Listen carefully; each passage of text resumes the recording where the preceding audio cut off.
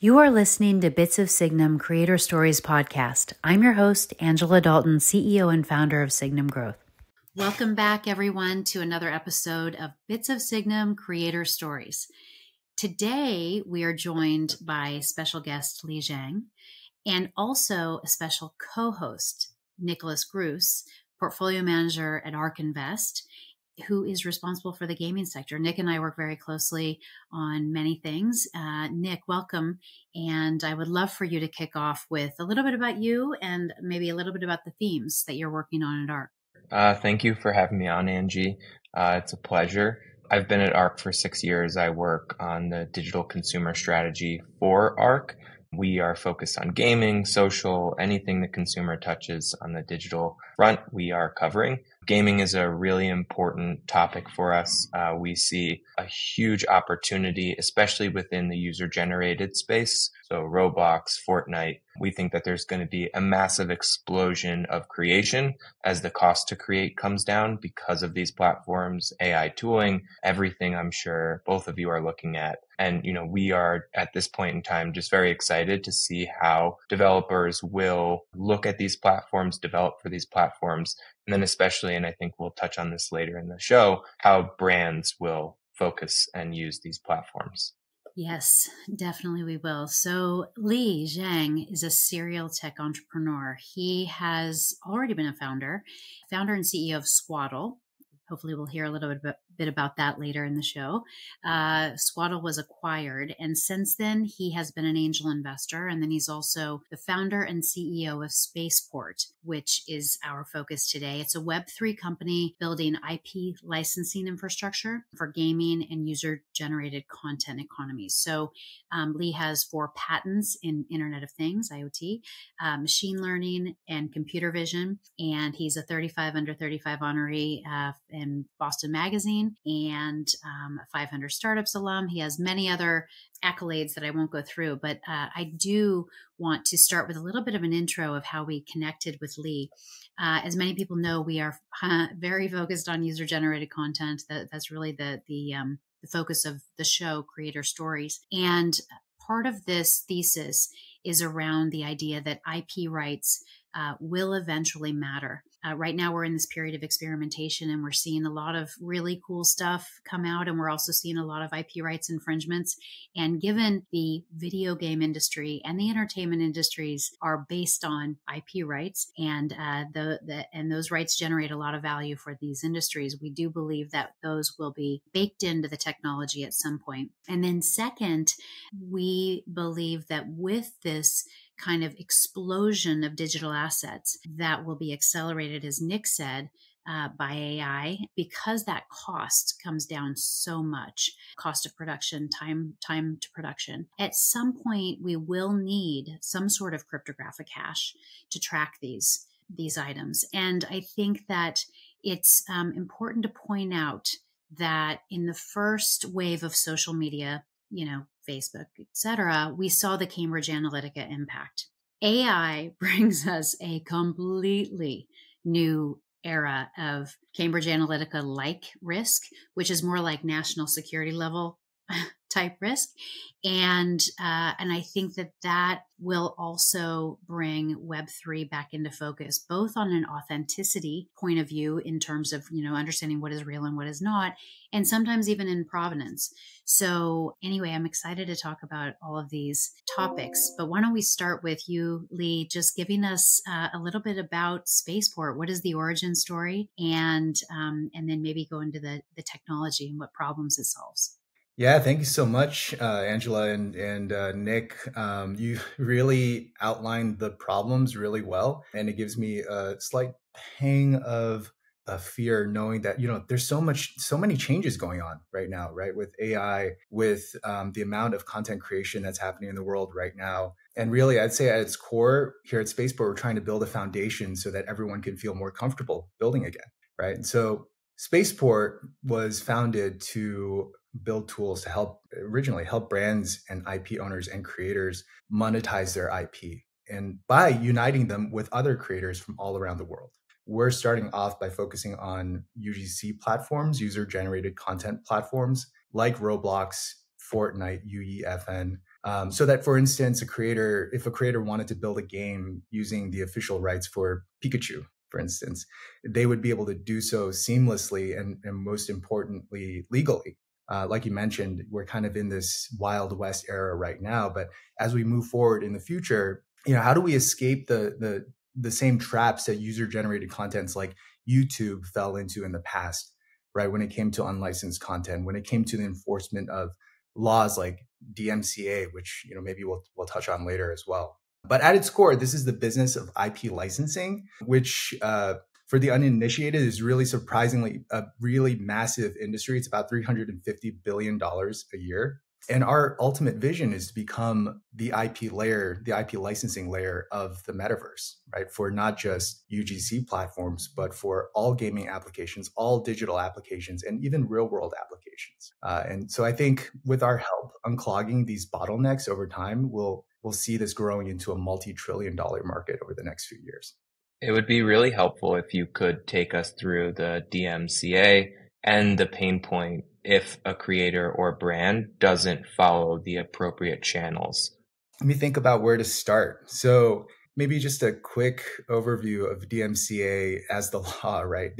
The DMCA, or Digital Millennium Copyright Act, is kind of like the de facto standard for user-generated content platforms to allow individuals to upload content which may infringe on the IP rights of others. And it provides those platforms with what's called a safe harbor, right? So by following the rules of safe harbor, these platforms can limit the liability that they face when it comes to IP infringement, right? And the challenging thing about DMCA is that it's the standard, but it was passed in the 1990s. It was actually passed just like a few months after Google came out, right? So as you can imagine, like the world has changed pretty dramatically since then. I think the amount of internet users today, it's somewhere around like 5.5 billion people. And back then in like 1998, it was like less than 300 million. So that number has almost 20x since then. So the amount of creators, going back to the original point, the amount of internet connected users paired with the amount of the lower cost of creation means that you have billions and billions of more people who are creating content. And without the ability to tap into IP and to license IP officially with the original IP holder, what's going to happen is you're going to see an explosion of unlicensed IP content. And I mean, not for any nefarious reason, right? I think just as fans, we're all fans of, the TV shows and, the cultures that we're part of. And we want to express ourselves with that content. So for instance, I might watch Ted Lasso is one of my favorite shows on Apple TV, right? I might watch Ted Lasso and I want to buy a t-shirt that says like "Believe" on the t-shirt. How do I get that officially, right? As a fan, if they don't sell it, if the brand doesn't make that available, well, as a creator, I might create my own version of that t-shirt and sell it on Etsy, but that's kind of an unlicensed use, right? And so how do we democratize the licensing process to fit within the current regimes and try to fix a little bit of the misaligned incentives that this DMCA law that was passed in the 90s that's grown over this industry has grown over the last 20 years and try to realign the incentives for everyone. This reminds me of, so Nick and I did co-host a podcast on ARK, FYI, around the showrunner news when it came out, Edward Sachi's project. I don't know if you saw that, Lee, but basically it was a, kind of an AI generated episode of South Park, and it caused a huge stir, as you can imagine, but he was just showing the power of AI and this ability to kind of quickly and easily use existing IP to create new content. And a lot of it is an identity thing. It's almost like a skin, like you said, like you're buying a skin in a game to express social capital and identity. And we do the same thing with movie, TV, other content. So how can you just go through kind of it makes sense that people aren't doing this always, they're not doing this for nefarious reasons. Let's assume they're not doing this for nefarious reasons. How about that? They come to you and they say, okay, we hear you have a tool that will allow us to actually fix this. What exactly is the tool and how does it work? Yep. So at its core, as you mentioned, we're a Web3 company, right? So we do utilize blockchain technologies behind the scenes. And the initial product that we built was purely a protocol. And what that protocol means is that we're able to store IP information on chain. And that makes it immutable, right? So we know this entity, this person owns this IP and has the rights to be able to license that out. And what our protocol does is also handle different elements of the IP supply chain. So that means licensing or legal agreements, for instance, right, which is very important. How do you standardize code so that it can reflect the law across 150 countries, right? That's what we've done with the protocol. And then finally, how do you collect the royalties that are generated off of the sales of licensed goods? And that's something that our protocol also takes care of. So that being said, a protocol like an API is something that's not user facing. So we've developed a series of applications that allows IP owners and creators to easily, with a very friendly UI UX experience, be able to upload their IP into our product called Core, which is content management systems, fully fledged CMS. So you can upload data, you can mark it up, you can create metadata around it, and then ultimately you can publish it into the protocol. And then you can use our application or another application called Portal, which is public facing, right? So that enables the discovery of the IP so that other creators, going back to the Roblox example, for instance, developers can come into this ecosystem and see, oh, hey, I can take advantage of the Dragon Ball Z license, right? And I can create a game, or I can create a UGC piece of UGC apparel around DBZ. And then I can sign that license officially, completely digitally, without having to deal with lawyers or accountants. And then I can also pay for the royalties and have those accounted for automatically as well. That's really interesting. And I'm curious on, the matching side when creators see brands that have put out, a contract or are allowing creators to use their IP. It reminds me of, the announcement that was just made with Epic and Lego allowing UGC creators to build with, Lego IP. How do you think that this evolves over time, and what companies are you working with today, if you can say, that are pushing or pushing progress here in allowing IP? Yeah, no, I think as you're seeing with Lego and Fortnite, a lot of brands are interested in how do we put our IP in front of all of these builders, all of these creators from around the world. Again, billions of new builders that are out there in an effective way. Going back to DMCA just real quickly, right? The reason why it's so difficult traditionally to be able to reach out to so many builders is because it's difficult to enforce your brand guidelines or your IP guidelines, right? So if I was Lego, ideally all of my blocks have the little connector pieces in the right place, and they look like Legos, and they have the right colors, and the blocky characters all look like the blocky characters in the real world, right? Lego wouldn't want a developer to come in and completely change that up and use the Lego brand. So the world of licensing kind of grew into a more centralized system where you had individuals who were evaluating these deals and making sure that all the content that was being created matched the IP guidelines of the brand. And so DMCA kind of became a tool for the brands to be able to claim if a unlicensed IP user wasn't following the brand guidelines, or never officially reached out to the brand.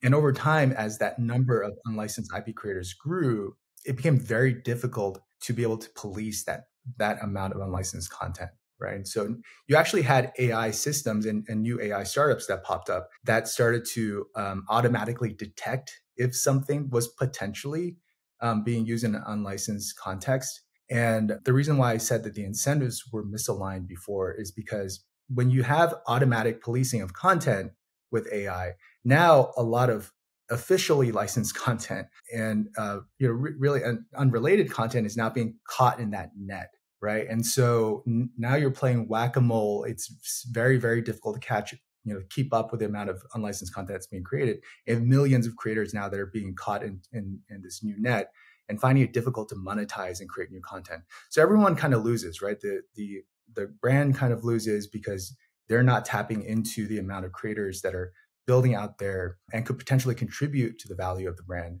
The platform loses because they're kind of bottlenecked and capped with the amount of content that can be created.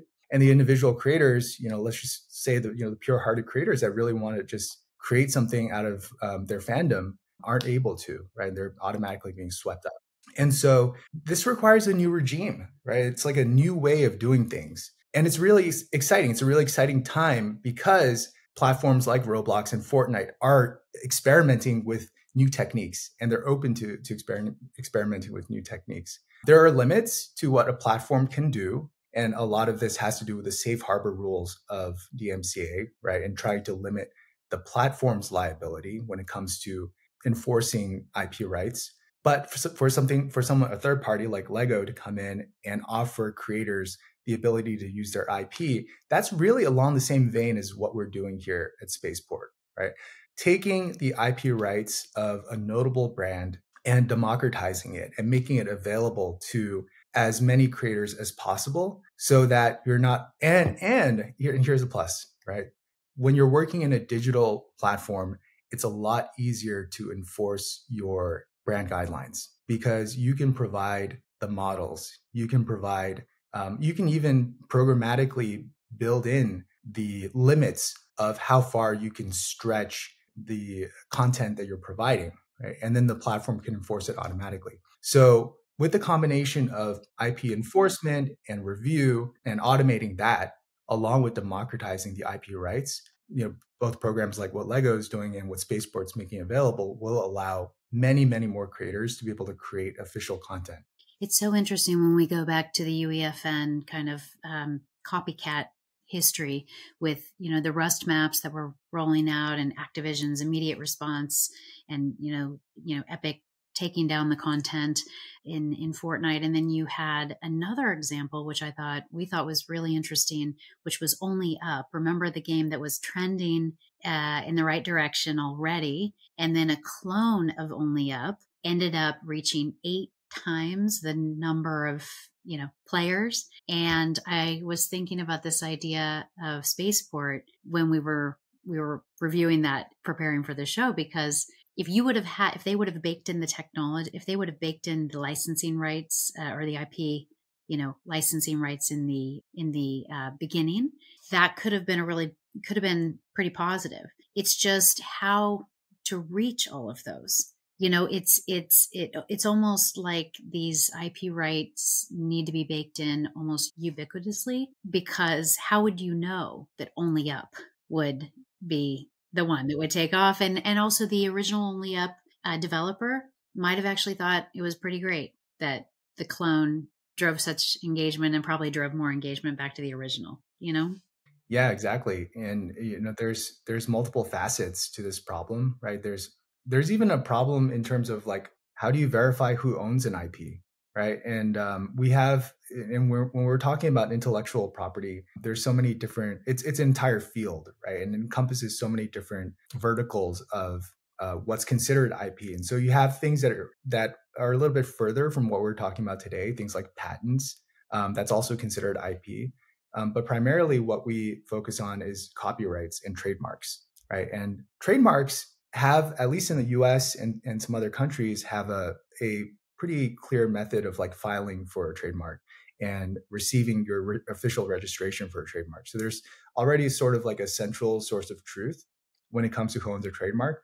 But for copyrights, it's a lot more murky, right? Because for copyrights, you have these natural and statutory rights that are assigned to you as a creator when you fix your work into a medium, right? So as an individual, if I came up with a poem and I jotted it down on a piece of paper, I have a copyright over that poem. That's I've taken my intellectual property and I fixed it into the world. But how do other people know that I own that, right? There is a registration system, but it's a lot more, gray area, a lot more murky than that of trademark. So that's one of the first things that needs to be solved. And that's actually one of the next problems that we're working on solving right now, which again, like taking advantage of the power of blockchain, and with what we've seen in other areas such as decentralized identity, platforms like WorldCoin, for instance, what Sam Altman's working on for proof of humanhood, we're bringing to IP as well. So allowing the original creators to really attest to their ownership and verifying that. But then past that, it's talking about having an IP be attested and owned by, and then made democratized and made available to many other creators. The reason why that's so powerful, as you noticed, is you see these power laws when it comes to content creation, right? Especially when you have many, many creators. Unlike the past where you might have a single AAA studio, which places a really big bet and has to spend tens of millions, hundreds of millions of dollars on marketing a single title and putting it in front of as many people as possible, and really betting on the success of that one title, you now have a million creators creating all these different, really unique gameplay loops and interesting content and different ways of playing and engaging with other players in the ecosystem. And you're going to find a handful that really resonates with as many people in the world as possible, right? And you see this power curve in gaming where, the top 10% of earnings, or top 40% of earnings, come from like the top 10% of titles and developers out there. And so that's only just going to become so much more pronounced over time as more creators enter this ecosystem. And as an IP owner, you want to tap into that, right? You don't want to just place one bet into one, giant title and one single gameplay loop, and then it turns out it's no fun and no one wants to play it, right? You want to bet on as many horses as possible, as many developers as you can that are interested in expressing their fandom for your IP, and have that handful that creates a really, really fun and engaging title. And ultimately, that's what the developers want too, right? They want the opportunity. They want the chance to be able to build something great and go about it the right way, and not have to, kind of rely on this gray area of unlicensed IP usage. What you just described is what we're so excited about when it comes to Disney and Epic, because, I think back to 2013 when Disney had licensed Star Wars to Electronic Arts, and everybody thought of Electronic Arts owns that IP and they can make the game, and that's it. They did license Star Wars characters to some indie developers here and there, but nobody really even talked about those. Whereas in Epic, you could see them licensing to thousands of game developers, and all of those smaller bits could add up to a lot more than that one big kahuna, which may or may not work. I mean, it just spreads the bet for an IP owner like Disney and makes them, and then obviously Epic alongside them, because I think the platforms will benefit from this too, clearly, in terms of bringing all these parties together. It's really exciting to think about all of these creators. Are you seeing, what are you seeing in terms of adoption by brands now? I mean, what we hear is brands are just now coming to Roblox in general. Are they already thinking about what you're working on? Are they embracing blockchain? Are they, because it's like you're in the newest of the new within Roblox and UEFN and others. Yeah, no, it's very interesting because I would say like technology adoption is increasing everywhere, right? And the rate of adoption is increasing everywhere. In the same way that the cost of content is decreasing because AI tools and technologies have popped up, brands and brand marketers and brand licensing teams have started to adopt technology and believe in technology a lot faster than they have before. I know you mentioned my last company, Squaddle, earlier, but what I did for Squaddle is we were I meant to ask about that. Yeah, it's definitely relevant, right? So, and I actually didn't realize it was relevant until a while into building Spaceport. The reason why it's so relevant is for Squaddle, we were in the business of enterprise operations automation, right? And we were working with big brands like McDonald's and 7-Eleven and Hyatt Hotels, and we were digitizing their operations, right? So taking them off of traditional kind of antiquated manual, even sometimes pen and paper systems, and bringing them into digital systems. And so that's, digital transformation ultimately, right? And what we noticed was for 30 years, nothing had changed. That was the way that things were done, and no one believed that things could be done any better. And then we came around and we provided a technology solution that was fully digital that solved a lot of problems. And we're actually able to make a lot of progress in a short period of time.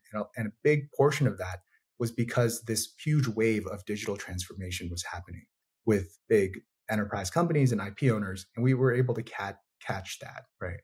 And I'm seeing the same thing here when it comes to brands, IP owners, big creators, influencers, when it comes to how to adopt technology in licensing and on new UGC platforms, right? So while like a few years ago, maybe even like 2-3 years ago, Roblox and Fortnite was off the radar for most brands, right? And over the last year, I want to say even the last 6 months, we've seen a huge uptick in the amount of interest when it comes to brands and how do you engage with this community, this new upstart community that it turns out everyone's kids and nieces and nephews are playing, and we're starting to realize that the power of this community, and that started with a big push into marketing, right, and branded titles.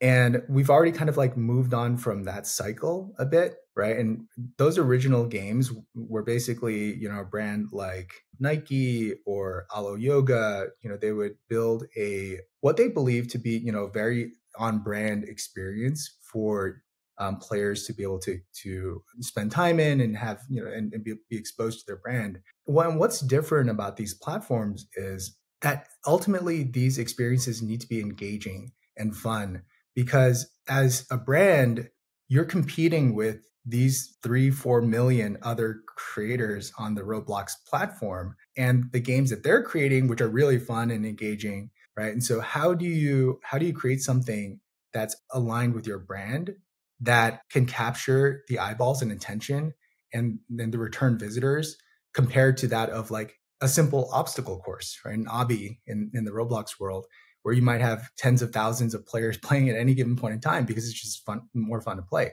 So I think very quickly, and there was a great Ad Age article on this, right, where you ended up with a lot of effectively like brand ghost towns or, ghost experiences on Roblox. And, as we're seeing on UEFN as well now, where that initial push didn't quite pan out, right? It definitely put a lot of eyeballs in front of the brand, but then how do you keep that sustainable over a longer period of time? And so that's where licensing comes into play. So Spaceport has received a lot of attention when it comes to the branded titles, and we're totally open to working with brands for those branded experiences, but then helping to educate them on how do you take that next step so that you can create more engaging experiences and also democratize your IP and your brand so that more developers can get access to that to help you to create more engaging experiences so that you have greater longevity on these platforms. So that was kind of the first push that we felt over the last year. And then just recently, I would say over the last 3-4 months, we've started to receive serious interest on purely democratized IP licensing. And that's the acknowledgement that, wow, maybe we as a brand and as the IP owner of some really amazing titles, maybe we have to do things differently now. Maybe the original model of picking one developer and creating something to our guidelines is not the right choice, because we're realizing that players we need to create a bunch of experiences and figure out which one works best. And we can't do that ourselves. We need to tap into the creator base too.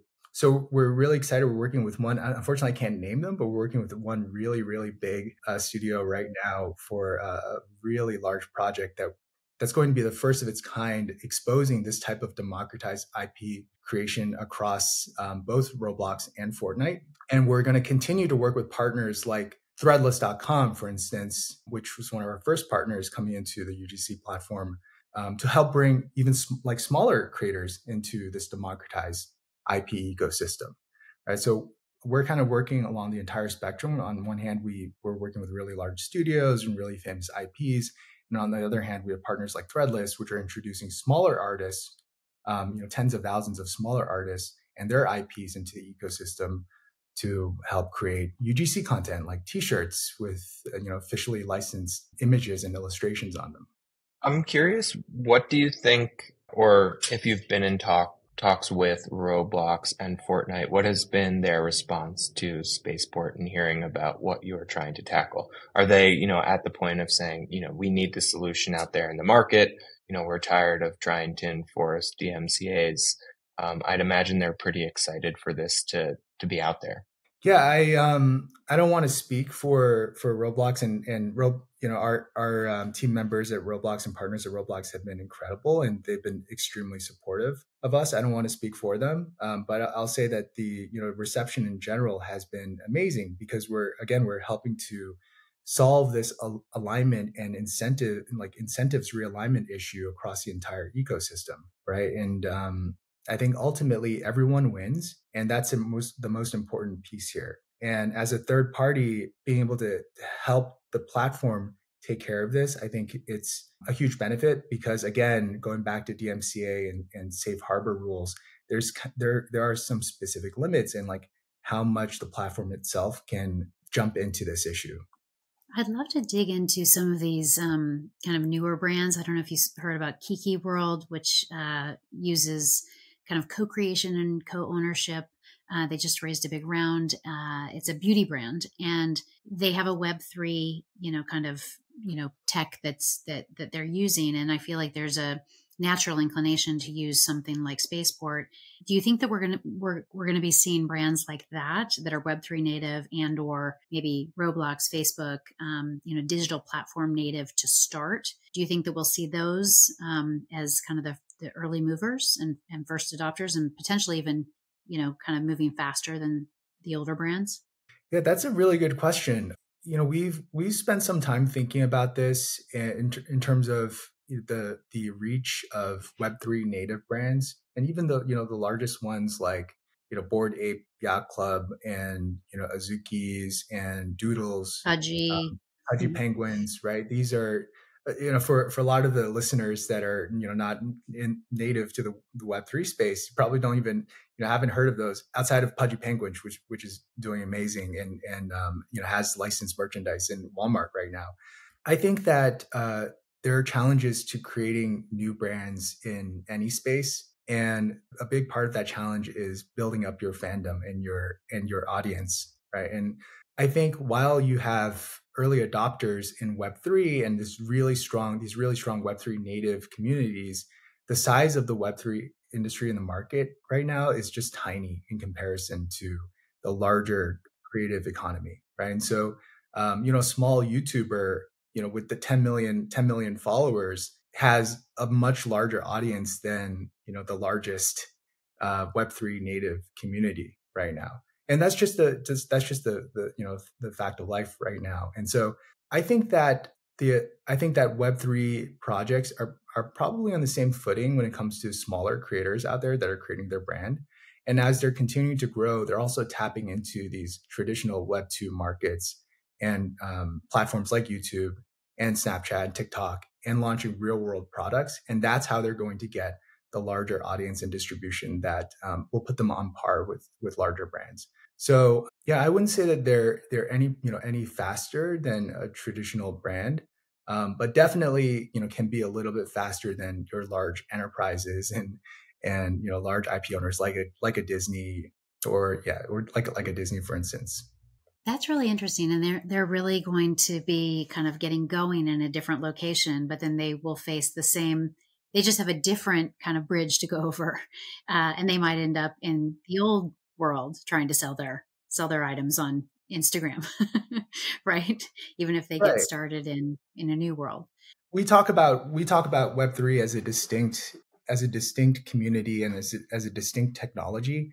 But the thing is, like, blockchain, Web3 technologies, it's pretty much here to stay, right? And it's actually like a fundamental piece of technology that improves the way that we do a lot of different things. And similar to how when the internet first popped up and we were typing www.google.com into all of our internet browsers, and there's marketing out there talking about like RAM and like TCP IP and all of these technical standards. Today we don't think about that, right? We don't think about the technology behind the products that we use. And I think similarly for Web3 native creators and projects, over time, they're going to talk about the value proposition that they provide, and maybe the characters that they've built that are they really resonate with the general population, and that'll be the focus, right? And not the technology behind the scenes. It really just points to the idea of audience being so incredibly important. I mean, if you think about creators that have never been in Roblox or UEFN, one of the creators that really caught our attention was Stephen A. Smith. I don't know if you saw that, but he basically on his show did a call out to his audience, massive audience, and said, I want a Fortnite skin. Why don't I have a Fortnite skin? And then everybody got excited about making him a Fortnite skin. And then it ended up doing really well on UEFN. I mean, I think that those creators that are early movers are going to be really, really interesting to watch because they have the audience. And like you said, in Web3, it's still a pretty finite group of people. Pudgy has had a phenomenal success. And like you said, they're distributing through Walmart. But that's the exception. The Web3 world is pretty distinct. So it'll be interesting to see some traditional celebrities that just have, the regular old guy with 10 million followers coming over, and all of a sudden it could be just massive. And then, we're also really excited about the digital first physical products, and this idea that, can you go a little bit more into threadless before we're going to wrap up? But I definitely think that threadless is a great example of what you've done, and you've broken a lot of new ground, as we've all heard on the show. But I would love for you to go into threadless to tell us what you learned there, and then maybe wrap with how we will see this digital to physical versus physical to digital unfold. Yeah, it's so interesting that, to see the value of digital items grow over time and sometimes even eclipse the value of like the physical version of the item. I wrote a LinkedIn post a few months ago on this Overwatch gun keychain. I don't know if you've played Overwatch here before, but they're like little keychains that hang off the weapon that you use in the game, and you can spend real money to buy these little collectibles. So there was actually a licensed digital version of a keychain that a company had produced in the real world, and I think it was selling for $4.99, as the physical keychain, and in Overwatch, it was selling for $8 for the digital equivalent. And we're thinking about like, why is that the case, right? How could this happen? And I think one of the main reasons is because as a player, you're actually spending more time in game and interacting with other people and showing off that little keychain that you bought than in the real world and having it on your key clip. And so there's actually more like intrinsic value to that digital item than there is for the physical item. That's already started to happen. Digital equivalents are starting to become more valuable than the physical equivalents. And so for our partnership with Threadless, this is really interesting because we're tapping into an extremely enormous library of already successful designs that artists have created in the past. And just so, quick background on threadless.com, it was founded in the early 2000s by Jake Nichols, who's the founder and CEO. And they started off with design challenges. So they would create a concept that artists can submit their own personal designs for, and then sell them through a print-on-demand manufacturing system. And they would be able to take a percentage of their earnings as royalties, right? So they started to work with millions or hundreds of thousands of artists over the last couple of decades. And their top artists qualify for a program that allows them to get even greater reach and to sublicense their works into top retailers, for instance, like Zoomies or Best Buy or Hot Topic. We're Threadless's partner to digitize those designs and bring them onto UGC platforms like Roblox and Fortnite and others, so that as a player, you can buy the digital version of the shirt or design that you already wear in the real world, which is really, really interesting, right? So like bridging the gap between physical and digital item. Over time, we expect, just like the keychain, that the value of the digital item may eclipse the value of the physical item. Which is really interesting. We're starting to see the early signs of that. And then you see the other route, which is the digital purchases of real physical items and closing that full circle And Roblox as a platform is actually looking into that right now. Last year during RDC, the Roblox Developer Conference, they announced that they will start testing out and launching the ability to allow users to buy, let's say, a real physical Nike shoe in the Nike experience on Roblox and have it shipped to their home and actually spend like real world dollars in order to buy that instead of the native currency. So that again, like creates this really interesting connection between the digital and the physical. I don't think we're going to go like fully digital yet over the next few years.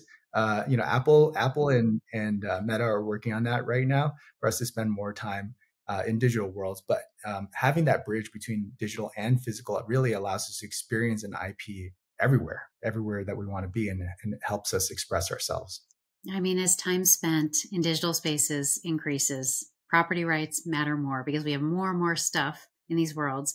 And I love that example that you just brought up about the keychain in Overwatch. I hadn't heard about that.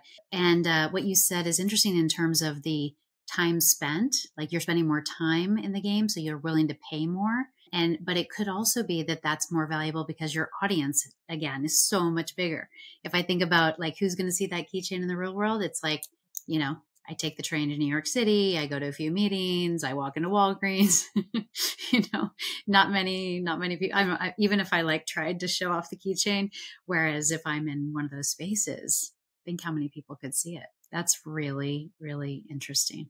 Well, you're really on the forefront of this, Lee, and it's so exciting to see this evolve. Because like I said, our original thesis when we started Signum Growth back in 2018 was the idea that people are going to be spending more and more time online. More and more economies are going to bubble up that we never had thought about before. And this is really interesting. I had never heard of an example of a digital item selling for 2x the physical. And it's probably a lot less expensive to produce that digital item. Right. Yeah, exactly. The margins Interesting new business model. Mm-hmm. Yeah. Well, Nick, Lee, thank you so much for spending the time with us. I would love to hear any parting thoughts, Lee, from you, or Nick from you, in terms of what you're watching, what you're excited about, and then also, Lee, fill us in on where to find you. Oh yeah. So I guess I'll go first. So you can learn more about us at spaceport.xyz. That's our website. And there's going to be some big news that's coming out over the next month or two. So please stay tuned. My parting thoughts are, I think it's clear that as the world becomes more and more digital, that digital licensing like has to exist and it will become the norm, right? And utilizing Web3 technology, like what Spaceport is doing, will be the easiest way and the most efficient route to monetizing IP and really like helping to unite these creators in the world. So I think what we're building is inevitable. I'm really excited about that. And I'm open to working with anyone who's also excited about that. Yeah, thank you for having me on the show, Angie. Lee, it was incredible to hear this story and company that you're building. I would say my parting words are, what you are working on and what is happening in gaming is really only getting started. We're in the early days of YouTube. It's kind of how I like to think about it. And the creator and developer has never had as much at their disposal to, build something truly incredible within the UGC gaming space on platforms like Roblox and Fortnite. So it's definitely a space to continue watching because video gaming is the largest entertainment category by spend and by users. So this is a moment of democratization that is going to impact the largest entertainment sector that has typically been off limits in terms of creation because creation has been so costly from both a time standpoint and a spend standpoint. The amount of dollars you have to put in to create something usable or fun within the gaming space has always been a huge moat and barrier to entry, and that is collapsing in front of our eyes. So very exciting times. Thank you both. That's a wrap. Hope you join us next week for Bits of Signum Creator Stories. Thank you. Thank you so much, Angela. Thanks, Nick.